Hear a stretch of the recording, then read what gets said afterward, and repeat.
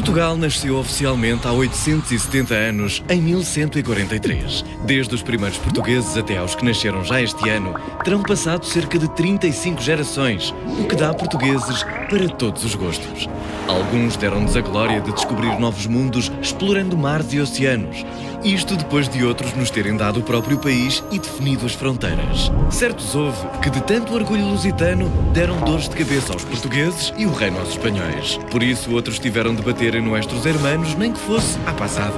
Mas hoje, felizmente, somos todos amiguinhos e até jogamos à bola juntos.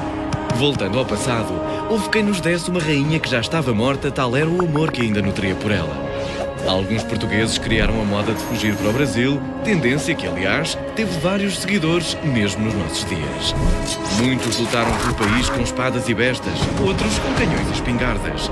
Alguns preferiram munir-se de uma pena ou de uma caneta para nos reinventar a língua portuguesa com toda a genialidade. Neste programa só falamos de portugueses que mudaram e muito o nosso país para o bem ou para o mal, mas a verdade é que alguma coisa todos fizeram pela história de Portugal.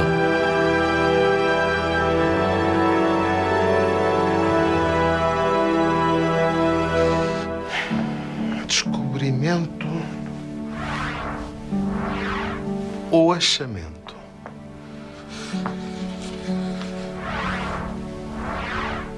Descobrimento. Quer dizer... Borges, o que estás a fazer? Deixa ficar descobrimento. Anda.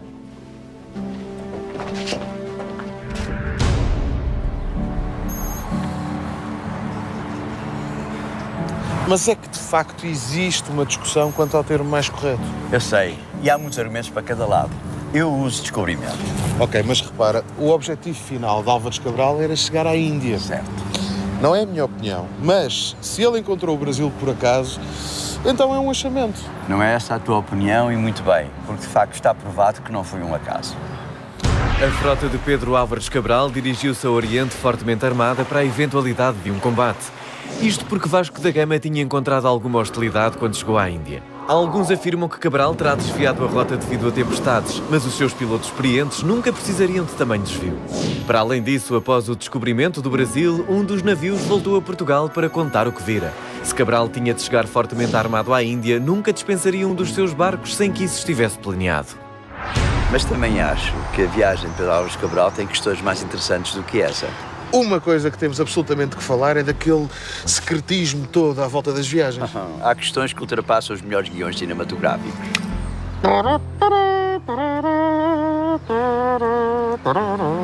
Missão: enganar o rei de Espanha. Vamos falar nisso agora? Daqui a minutos. Brevemente, num programa de história perto de si. Porque eu acho que é melhor começarmos pela viagem de Pedro Álvares Cabral. Vamos a isso. Então o nosso compincha Cabral descobre o Brasil dirigindo uma frota de quantos navios? 13 navios, dos quais ele era o capitão-mor. Mas atenção, cada navio tinha o seu próprio capitão. Pois, porque ao contrário do que muita gente pensa, Cabral não era um exímio navegador. Como também não era Vasco da Gama. Eles, aliás, foram escolhidos para liderarem as suas expedições por outro tipo de capacidades que possuíam. Políticas, militares, diplomáticas... Além disso, é preciso não esquecer que Pedro Álvares Cabral não era um mero marinheiro, era o representante do rei. Pedro Álvares Cabral pertencia à nobreza, sendo nomeado pelo rei Dom João II, moço fidalgo com 17 anos.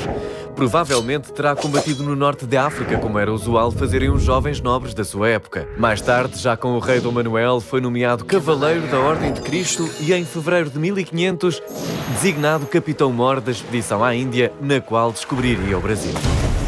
Mas, ó Fernando, o Álvares Cabral podia não ser um navegador excelente, mas os seus capitães, obviamente, eram. Sim, por exemplo, Nicolau Coelho, que acompanhou Vasco da Gama à Índia, para não falar de Bartolomeu Dias e Diogo Dias. Que ficaram famosos quando dobraram o Cabo da Boa Esperança nas suas caravelas. Que eram irmãos. Ah, curioso. E o nosso Cabral dirigiu uma frota de que tipo de navios? Por naus e caravelas. 10 naus e 3 caravelas. Eis aqui, então, o navio mais associado aos descobrimentos. Nomeadamente um que tem o maior valor simbólico de toda a história dos descobrimentos portugueses, a caravela. A caravela portuguesa mais comum tinha 20 a 30 metros de comprimento, 6 a 8 de largura, 50 toneladas de capacidade e uma tripulação de 20 a 50 homens. Com velas latinas triangulares, erguidas em 2 ou 3 mastros, podiam mudar de curso rapidamente e bolinar, ou seja, zigue-zaguear o vento contrário. Podiam entrar em rios e estuários, manobrar em águas baixas, contornar recifes e bancos de areia. As últimas caravelas dispunham de uma vela redonda, tornando-se mais rápidas quando o vento está a favor. Ou seja, a vela latina era ideal para viagens de exploração em que não se conheciam os ventos. Já a vela redonda fazia mais sentido quando os portugueses descobriam os ventos favoráveis.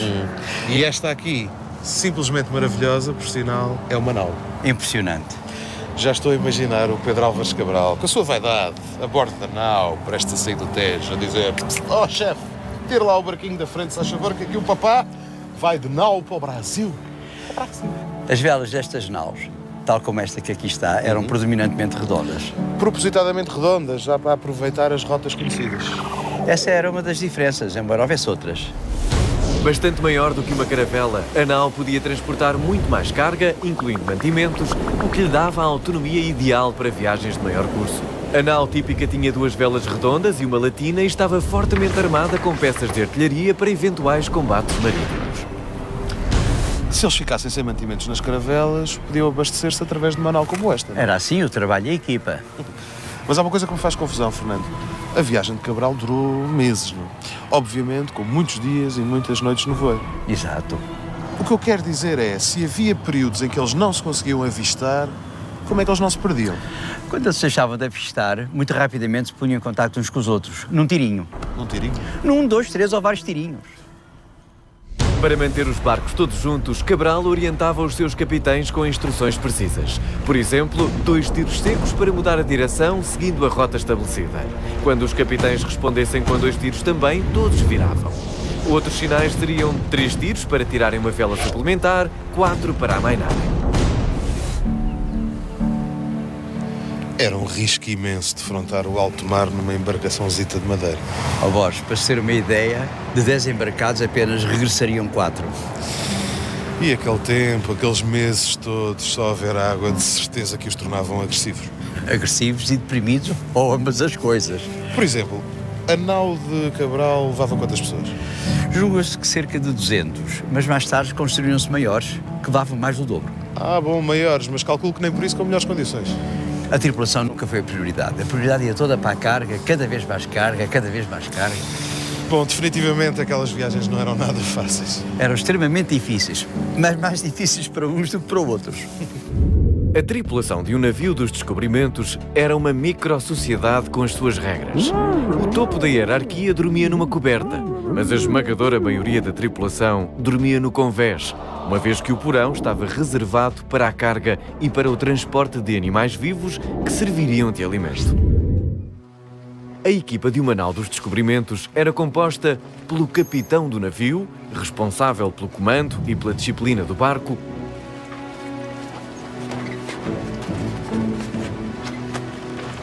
o piloto e o sota-piloto, encarregados da orientação da navegação. Tudo a bombordo. Tudo a bordo! O mestre e contramestre que dirigem os marinheiros e os grumetes. Tudo a bordo.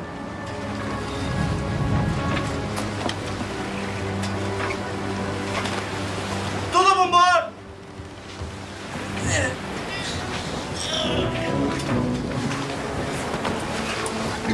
Os marinheiros asseguravam o serviço à navegação e as manobras do navio. Os grumetes, que eram meros adolescentes, tinham as tarefas mais árduas. Isso bem limpo! O guardião disciplinava e distribuía o serviço dos grumetes. O trinqueiro reparava as velas do navio. O mestre bombardeiro fabricava a pólvora e comandava os bombardeiros. Agora mais faz que eu te disse. Os bombardeiros que muniam os canhões do navio. O capelão velava pela espiritualidade dos tripulantes. O escrivão redigia o diário de bordo, as escrituras e testamentos e registava a compra e venda de bens.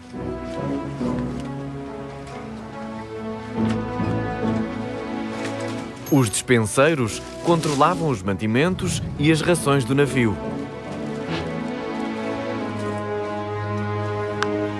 Os carpinteiros restauravam a sua armação. O cirurgião geria as caixas de botica e cuidava dos tripulantes.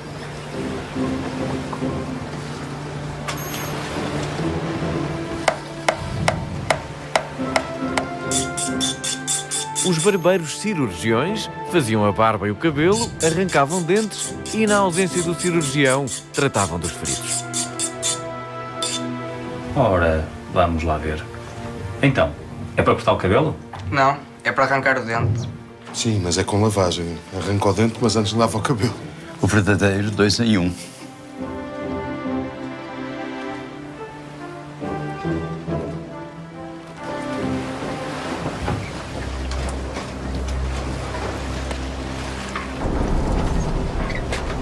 Era preciso haver alguma espécie de entretenimento para não se enlouquecer durante as viagens. Só que estes jogos de azar não eram do agrado dos sacerdotes, porque os consideravam pecado. E os capitães também não gostavam. Então porquê? Isto é um 6! Damos esse dinheiro! Por isto, realmente, quando nos lembramos que a maioria destes marinheiros eram reclusos a quem a pena tinha sido suspensa, é natural que o ambiente aquecesse de vez em quando. Parem! Vamos a uma tourada. Tourada? Sim, boss, eu já te explico.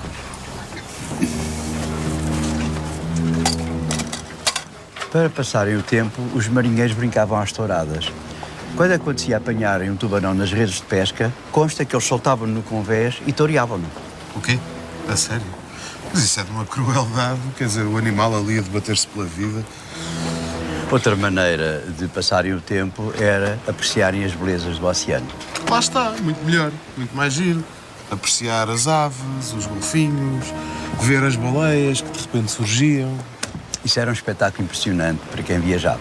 Pronto, há sempre o lado positivo.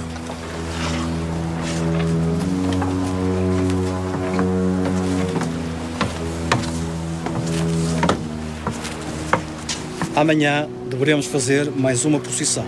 Sim, mas é tempo de termos um teatro. Faremos a última ceia do Senhor. O serviço religioso a bordo dos navios era regular. Aliás, foi assim que nasceram as missas secas.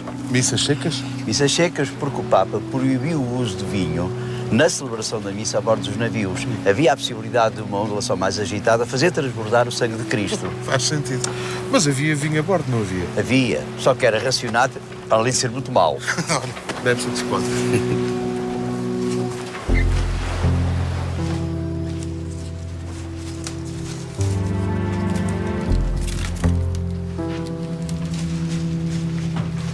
Posso beber água? Não!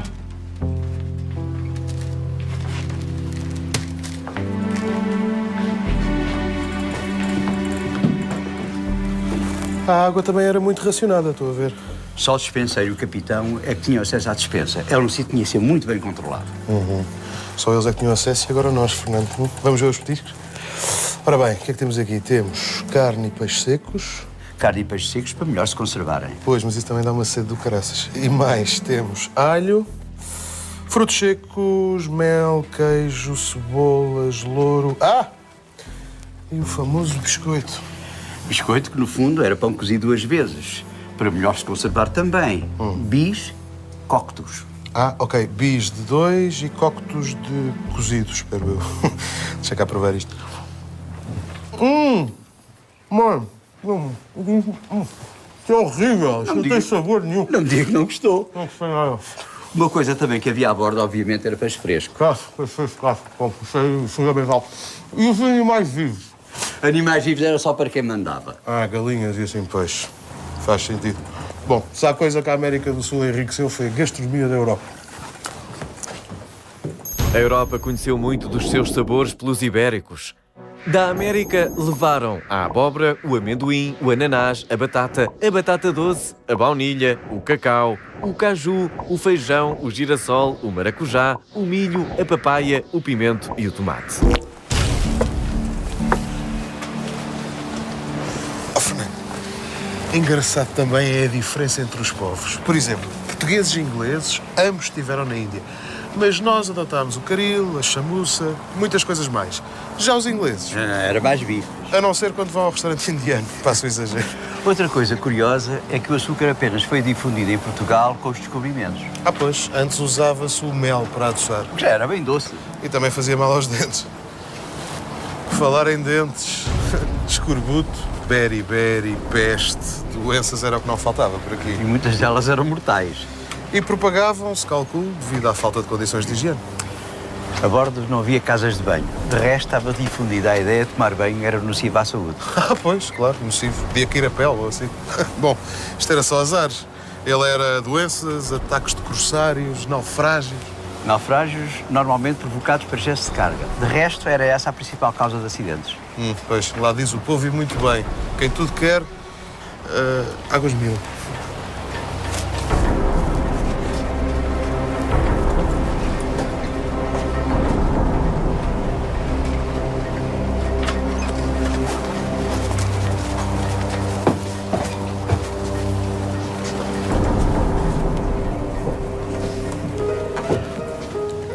Um astrolábio, um quadrante e uma balestilha. Tudo instrumentos que utilizam o Sol como orientação. Todos os navegadores utilizavam, inclusivamente Pedro Álvares Cabral. E as estrelas. Não te esqueças das estrelas, que foram fundamentais para eles se orientarem. Sobretudo a estrela polar como grande referência.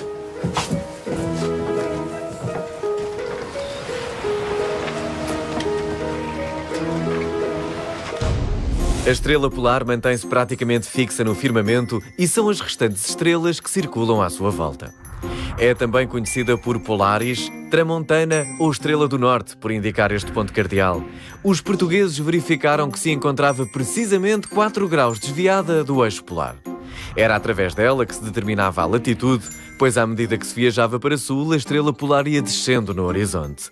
Na linha do Equador, desaparece por completo.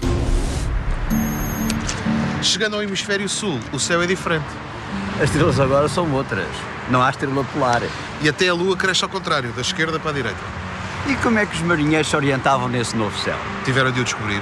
Precisamente, a grande referência agora é outra estrela, ou melhor, uma constelação de estrelas, o Cruzeiro do Sul. Os portugueses descobriram que o eixo maior do Cruzeiro do Sul aponta para este ponto cardeal. Prolongando 4 vezes a haste maior da constelação, e se a partir desse ponto baixarmos uma perpendicular em direção à Terra, determinamos o sul geográfico. O médico e astrónomo que acompanhou Cabral ao Brasil, Mestre João, escreveu uma carta ao rei Dom Manuel.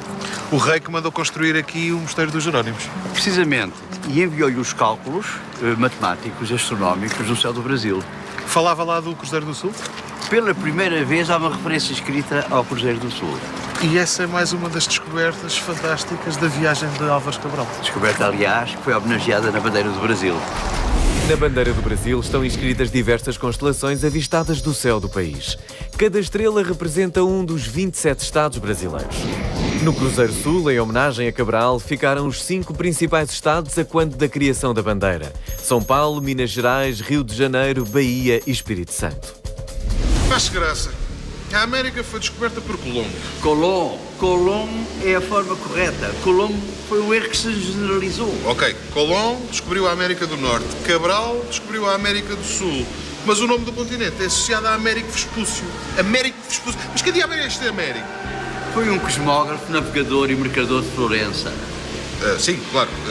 Eu sei. Era uma pergunta de retórica. O que eu quero dizer é como é que esta confusão toda nasceu. O continente americano foi visitado por Américo Vespúcio ao serviço de Espanha e depois de Portugal. Várias das suas cartas descrevendo o que vira no novo continente ganharam fama na Europa, inclusive em França, onde vivia o padre e cartógrafo Martin Waldesmuller, que produziu um mapa atribuindo o nome América ao suposto descobridor do novo continente.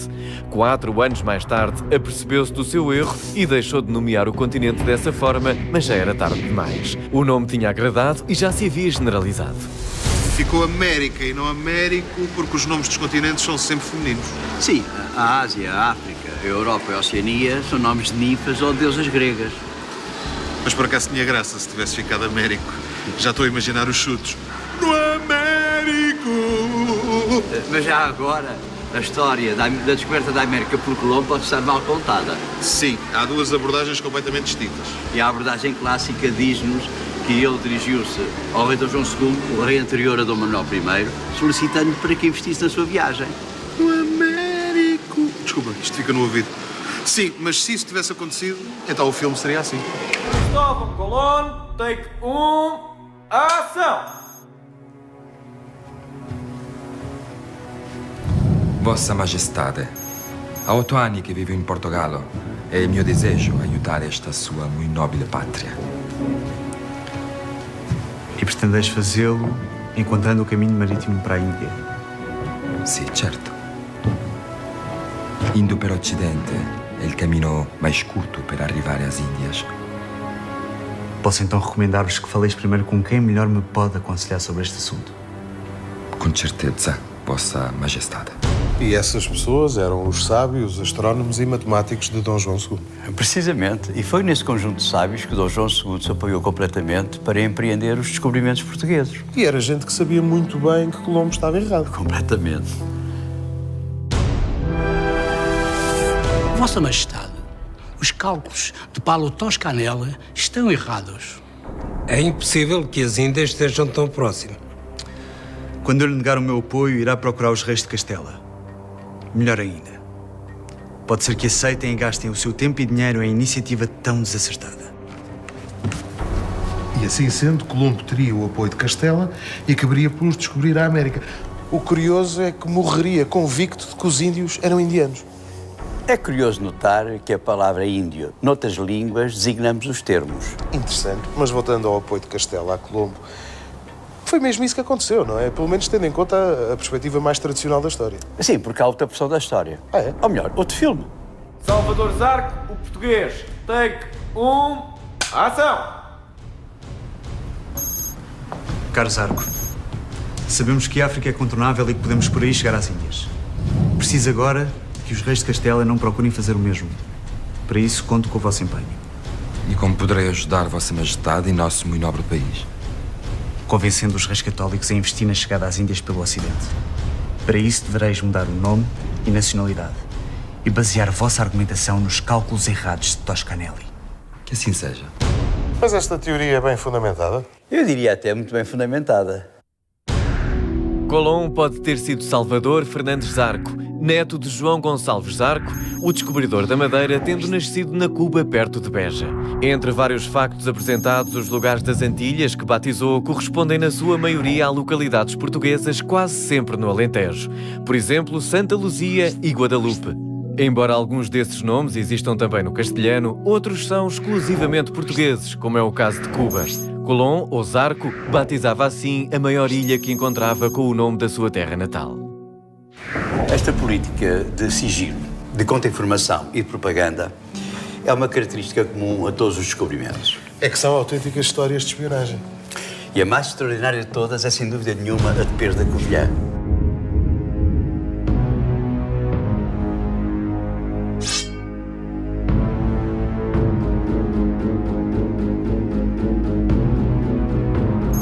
Ainda muito novo, Pedro da Covilhã emigrou para Sevilha, onde aprendeu a ser um exímio lutador e a falar o andaluz, o castelhano e o árabe. Voltou a Portugal para servir Dom João II, infiltrando-se na corte de Castela, onde identificou os nobres portugueses que aí se refugiavam e o planeavam matar. Depois foi enviado para 2 novas missões no norte da África, onde aprofundou os costumes e a língua árabes. Esse seu conhecimento fez com que o rei lhe destinasse uma missão muito mais ambiciosa: dissimular-se de árabe e viajar até à Índia sem identificar a sua nacionalidade, passando por onde nunca um cristão havia passado e identificando o poder político e o comércio do Oriente, para além de criar mapas da costa oriental africana e de parte da Ásia. Regressou ao Cairo para entregar os seus dados a um missionário do rei, que o designou para uma nova missão, onde hoje é o atual Quénia. Partiu e acabou preso num reino africano. Foi encontrado pelos portugueses já com 70 anos, impedido de sair, mas vivendo prosperamente como consultor do rei e casado com várias mulheres, como se de um James Bond se tratasse. O meu nome é Covilhã, Pedro da Covilhã. Os mapas de Pedro da Covilhã complementam e casam quase da perfeição com os mapas de Bartolomeu Dias, que entretanto tinha dobrado o Cabo da Boa Esperança.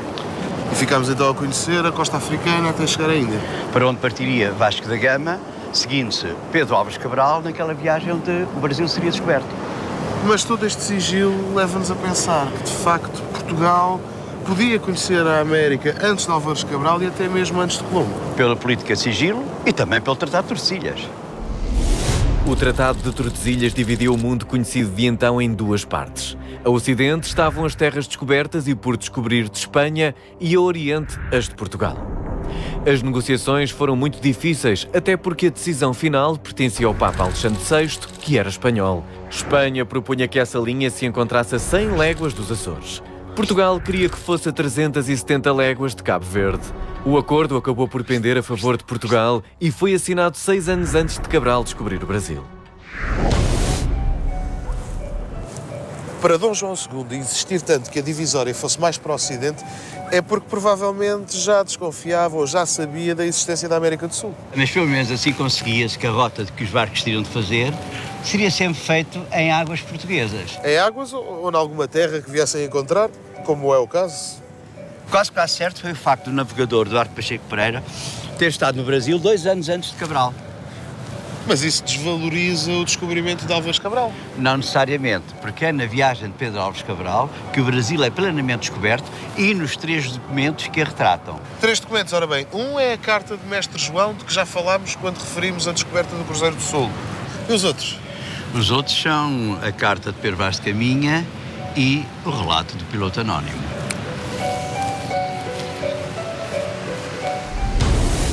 A relação do piloto anónimo, como o nome indica, é de autor desconhecido e relata a viagem completa de Pedro Álvares Cabral, desde o primeiro contacto dos portugueses com os índios até ao seu regresso a Portugal. Mas o relato mais fascinante é mesmo a carta de Pedro Vaz de Caminha. Já li, é absolutamente genial.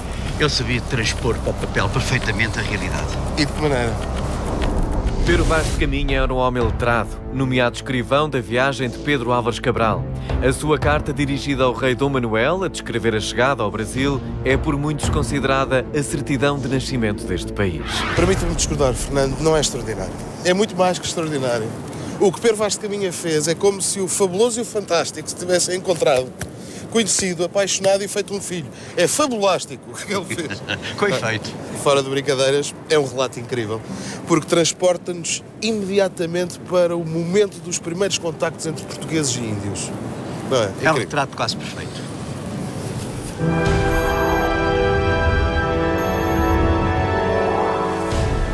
E desta vez transportou-nos literalmente. Os portugueses chegaram pela primeira vez ao Brasil entre Recife e Salvador da Bahia e logo se depararam com os primeiros índios. Mas nesse primeiro encontro, Cabral não estava presente. Os capitães ficaram nas naus e caravelas. À exceção de Nicolau Coelho, que desembarcou com alguns homens. E entre esses homens estava o Pedro Vaz de Caminha.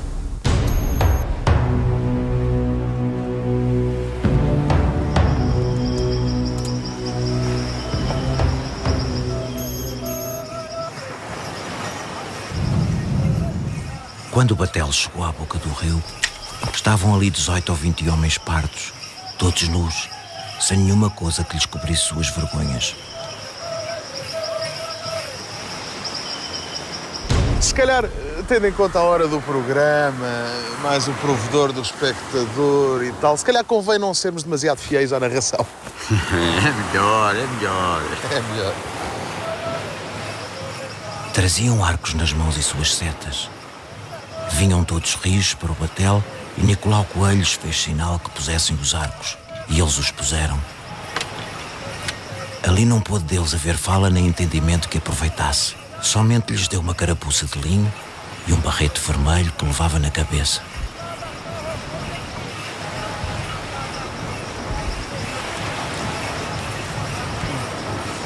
E um deles lhe deu um sombreiro de penas de aves, compridas, com uma copazinha pequena de penas vermelhas e pardas, como de papagaio. E outro lhe deu um ramal grande de continhas brancas, miúdas, que querem parecer de aljaveira. As quais peças, creio que o capitão manda à Vossa Alteza. Só que no segundo encontro com os índios, Cabral já está presente. Desta vez foram os índios que foram a bordo de uma das naus, a convite dos próprios portugueses. O capitão, quando eles vieram, estava sentado em uma cadeira e uma alcatifa aos pés prostrado e bem vestido, com um colar de ouro muito grande ao pescoço. Consta que Pedro Álvares Cabral era um pouco vaidoso. E nós outros, que aqui na nau com eles íamos, sentados no chão por essa alcatifa.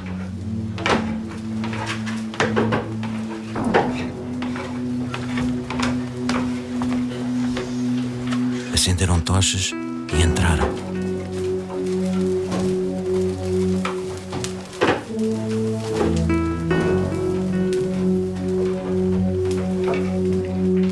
E não fizeram nenhuma menção de cortesia, nem de falar ao capitão nem a ninguém.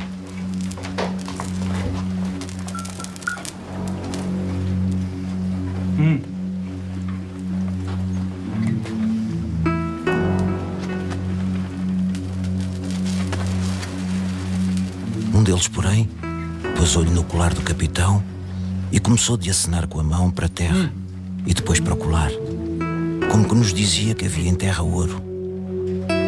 E também havia um castiçal de prata.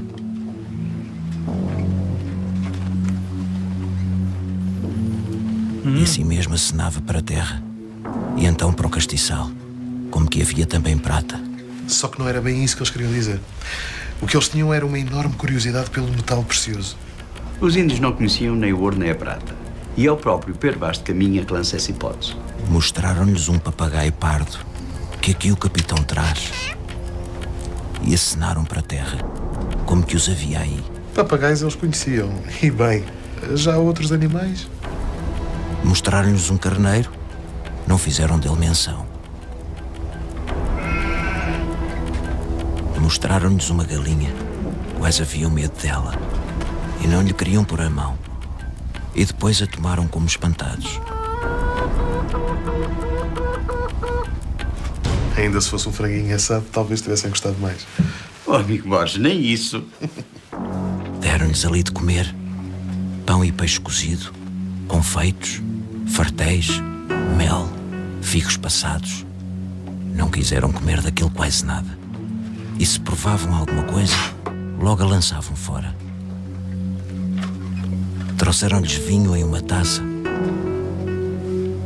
Mal lhe puseram a boca, não gostaram dele nada, nem quiseram mais. Trouxeram-lhes água em uma albarrada.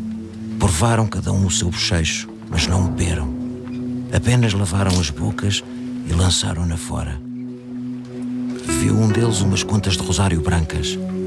Fez sinal que lhes dessem e folgou muito com elas e lançou-as ao braço e acenava para a terra e para o colar do capitão e novamente para as contas, como se daria um ouro por aquilo. É curioso como podem haver visões tão diferentes da mesma realidade. Olha, e se falássemos de religião, as diferenças ainda seriam maiores.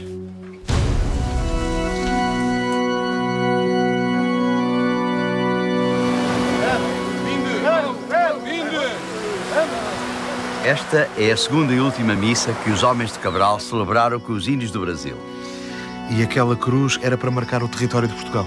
Aliás, Vera Cruz é o primeiro nome do Brasil, que significa verdadeira cruz. Claro, vem do latim. Já o nome Brasil surge por causa da enorme exportação de pau-brasil que viria daqui. Precisamente. Trouxemos a cruz com os religiosos e sacerdotes diante, cantando, maneira de procissão. Eram já aí alguns dos nativos.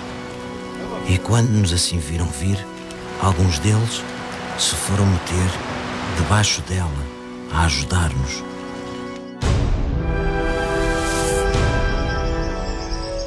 Assenta a cruz, com as armas e divisa de Vossa Alteza, armaram altar ao pé dela. Ali disse missa o padre Frei Henrique. Ali estiveram connosco, assentados, todos em joelhos, assim como nós. E quando veio ao Evangelho, que nos erguemos todos em pé, com as mãos levantadas, eles se levantaram connosco e alçaram as mãos. E então tornaram-se a sentar como nós. E quando levantaram a Deus, que nos pusemos em joelhos, eles se puseram todos assim, como nós estávamos, com as mãos levantadas e em tal maneira assossegados, que certifico a Vossa Alteza que nos fez muita devoção. A inocência dos índios é enorme. Basta ver a forma despoderada como eles se vestem, ou como não se vestem. Entre todos estes que hoje vieram, não veio mais que uma mulher moça, a qual esteve sempre à missa, à qual deram um pano com que se cobrisse e puseram-lhe de arredor de si. Porém, ao assentar, não fazia memória de o muito estender para se cobrir. Assim, senhor, É tal a inocência desta gente, igual à de Adão.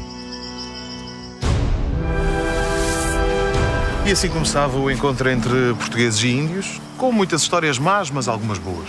Talvez a melhor de todas seja a do padre António Vieira, mais conhecido pelos índios como Pai Açu, ou seja, grande pai. Padre António Vieira, que esse sim é o verdadeiro lusodescendente, muito mais que o Pepe ou o Roberto Leal. Mas a história dele acontece apenas 100 anos após Cabral cá chegar e que daria para outro programa. Sem dúvida nenhuma.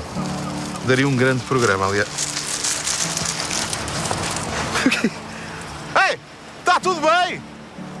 Está. É que ali veio o Diogo Álvares Correia, mais conhecido por Caramuru. Ah, o Caramuru, o português que naufragou no Brasil. 9 anos depois de Cabral cá chegar e que viveu no meio dos índios e casou com uma índia. E apaixonou muitas outras, pelos vistos. Olha, lá vão elas atrás do Caramuru e da mulher quando partiam para a Europa. Oh, meninas! Há mais marés que marinheiros! Boas histórias é o que não falta entre Portugal e o Brasil. Se tivéssemos 100.000 episódios, contaríamos metade.